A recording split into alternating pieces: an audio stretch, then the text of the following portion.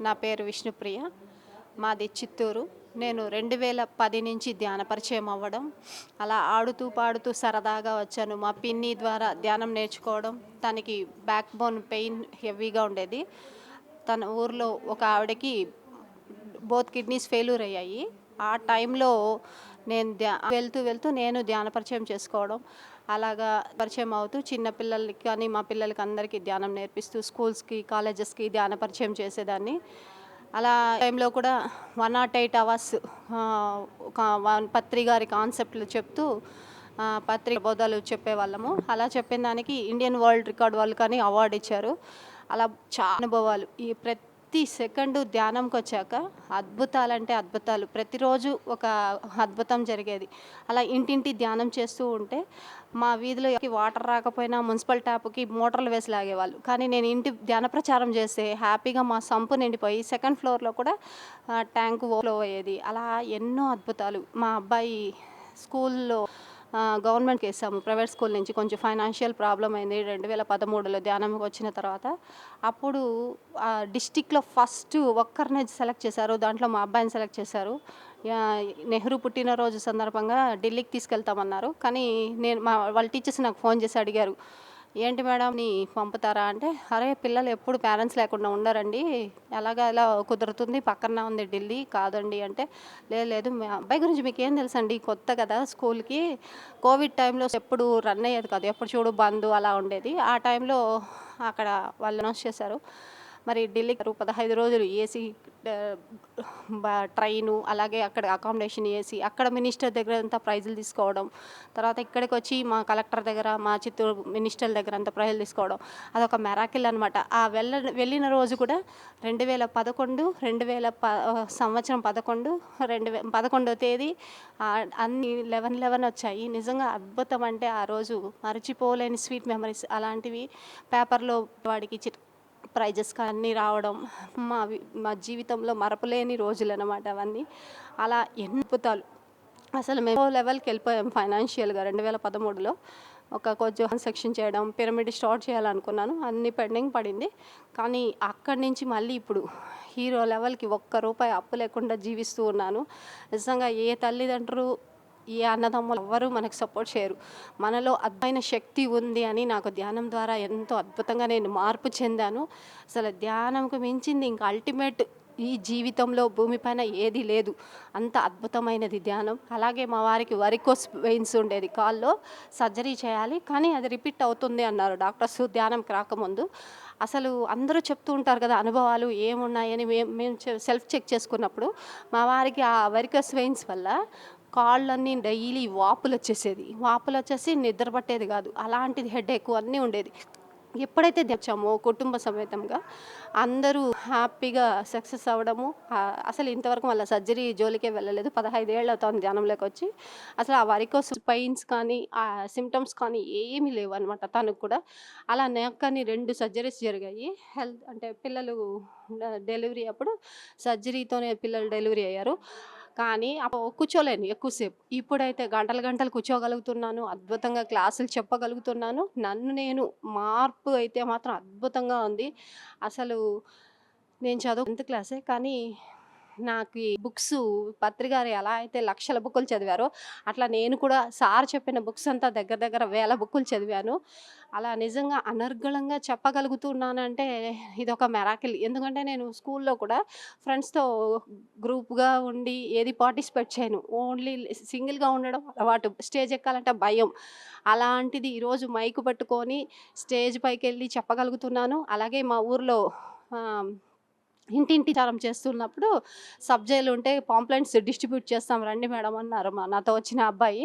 అయ్యో! నాకు భయం పోలీస్ వాళ్ళంటే, లేదు లేదు రండి మేడం అన్నాం. మేము పోయి అడుగుతూనే వాళ్ళు ఓకే చెప్పడం. అలాగా ఖైదీలకి 2 సంవత్సరాలు నేను ఎవ్రీ సాటర్‌డే 2 అవర్స్ ఖైదీలకు కానీ ధ్యానం చెప్పించడము. వాళ్ళలో ఎంత మార్పంటే వాళ్ళకి మేము వెజిటేరియన్ గురించి చెప్తానే కానీ పాంప్లెంట్స్ ఒక్కటే ఇస్తాం.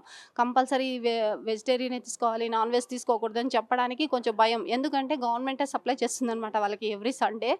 కానీ మాకు ఎక్కడ మళ్ళా అవకాశం ఇవ్వరో ధ్యానం కానీ మేము దాని యొక్క వాల్యూస్ పాంప్లెంట్ల ద్వారా వాళ్ళకి అందించేవాళ్ళం. అలా చాలామంది వెజిటేరియన్‌గా మారడం ఖైదీలు.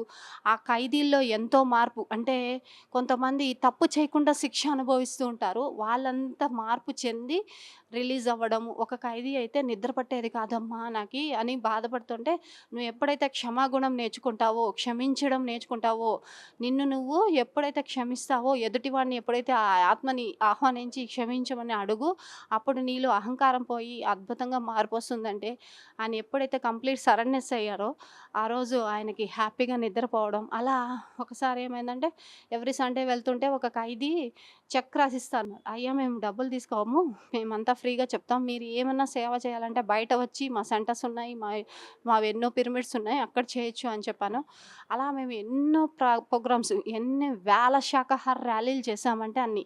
కోటాలలో ఎవ్రీ ఇయరు దసరా డేస్ వస్తే 10 డేసు ఈ డోర్ టు డోర్ శాకాహార ర్యాలీలు చేసేవాళ్ళం. అలాగే సమ్మర్ క్యాంపు అప్పుడు 10 డేస్ పైనే ఉండి అక్కడ కొటాల చుట్టూ విలేజెస్ అన్నీ తిరిగాము. అలాగే మేము చిత్తూరు డిస్ట్రిక్ట్‌లో ఆల్మోస్ట్ అన్ని విలేజెస్‌కి వెళ్తూ డోర్ టు డోర్ పాంప్లెంట్స్ ఇస్తూ ధ్యాన ప్రచారం చేశాము. అలా ఎన్నో అద్భుతాలనమాట. అలా నాకీ 2016 నుంచి ఆస్ట్రల్ ట్రావెల్ ఎలా జరిగేదంటే, నేనిప్పుడు మీతో మైక్‌లో మాట్లాడుతూ ఉన్నా, ఫోన్‌లో మాట్లాడుతున్నా, నాకు తెలియని నా సూక్ష్మ రూప యానం జరిగి వేరే లోకాలతో కనెక్ట్ అయ్యి అలా అనుభవాలు పొందేదాన్ని. అది ఎన్ని మంది మాస్టర్స్ చెప్పినా అలా జరుగుతుందంటే నేను నమ్మేది కాదనమాట. ఒకసారి పత్రి సారు తమిళనాడొచ్చారు. రామనాయకపేట.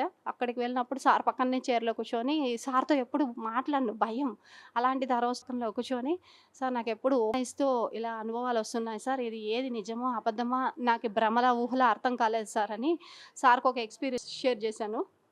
ఏంటంటే నన్ను టిబెట్‌కెళ్ళమన్నారు. ఒక సార్ మాట్లాడుతూ ఉంటే, టిబెట్‌కెళ్ళాక అక్కడ కొన్ని భిక్షు పాత్రలు, కొన్ని డ్రెస్ మెటీరియల్ అంతా భద్రపరిచారనమాట.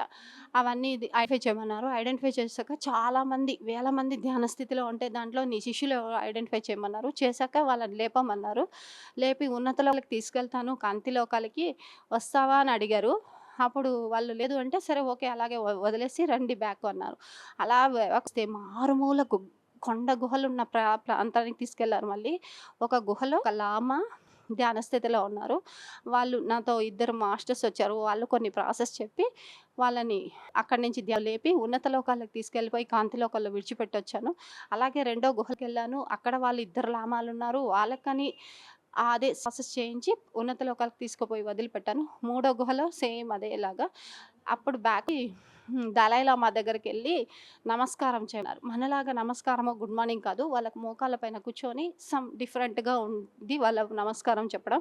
అలా చెప్పి, ఓకేనా మాస్టర్ నేను వచ్చిన వర్క్ ఓకేనా? లేదు ఫిజికల్‌గా వచ్చి చేయాలంటే డన్ అన్నారు.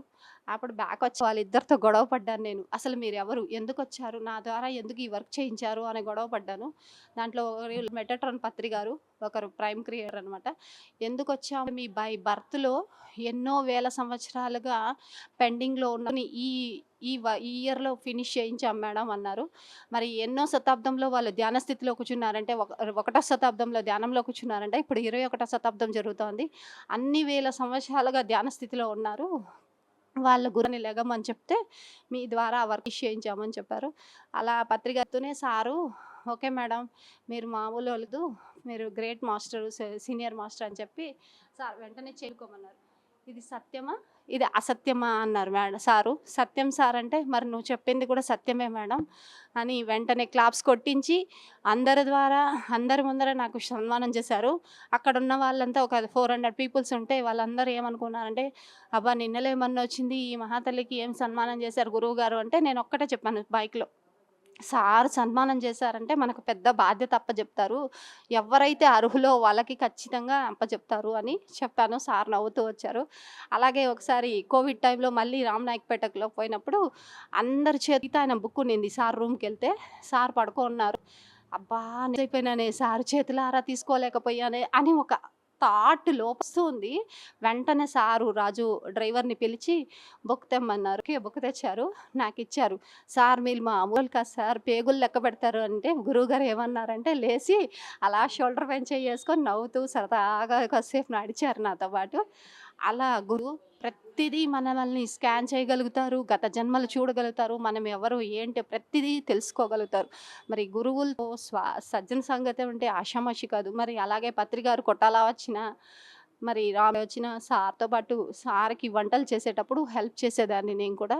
అలా ఎంతో అద్భుతంగా ఉండేది.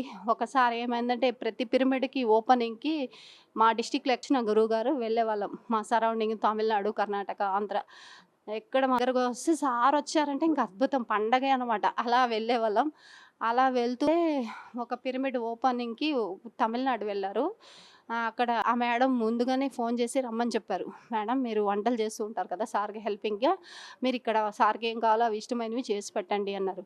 అలా చేస్తూ ఉంటే వాళ్ళ పిఏ గారు ఆయన శివప్ప వచ్చారు. "ఏంటి పొద్దునే చేసాం మళ్ళీ ఇక్కడ అదే చేసారా?" అది ఇది అని ఊగలబెట్టారు. నేను ఒక్కటే చెప్పా మేడం, "సార్ ఈరోజు మనం చేసింది తినరు. చూస్తా ఉండండి మీ చేతులారా చేసి తినిపించుకుంటారు ఆయన" అన్నాను. నిజంగా రానే వచ్చారు గురువుగారు వాళ్ళ ఇంటికి. హ్యాపీగా "మేడం ఏం చేశారు?" అన్నారు. అన్నీ చెప్పారు మేడం ఏమేం చేశామని. కానీ పిండింది దోస వేసినా, ఇడ్లీ కావాలంటే సార్ ఆమె చేతులారా దోస పోయించుకొని తిన్నారు. అంటే చూడండి మన ఆలోచనలు ఆ ఫుడ్ పైన పడుతుందని, ఆ ఫుడ్డు ఇద్దరు కొంచెం డిస్టర్బ్ అయిన శివప్పతో నేను క్లాష్ అయ్యి ఆ ఫుడ్ కూడా తీసుకోలేదు గురువుగారు. అంటే అలా ఉంటుంది. ప్రతి సూక్ష్మంగా పట్టుకుంటారు గురువుగారు. మనకి వాళ్ళని అర్థం చేసుకోవాలంటే, వాళ్ళ లోతుల్లోకెళ్ళాలంటే, మనం కూడా ధ్యాన స్థితిని పెంచుకొని, ఆ స్థితికెళ్తే గానీ అర్థం కాదనమాట. అలా ఎన్ని అనుభవాలు, కోకొల్ల అనుభవాలున్నాయి. నాకు ఈ అవకాశం ఇచ్చిన పీఎంసీకి, మరి శాకాహార జగత్‌కి, పిరమిడ్ జగత్‌కి శతకోటి వందనాలు తెలుపుకుంటూ పీఎంసీకి థ్యాంక్ యూ. Thank you.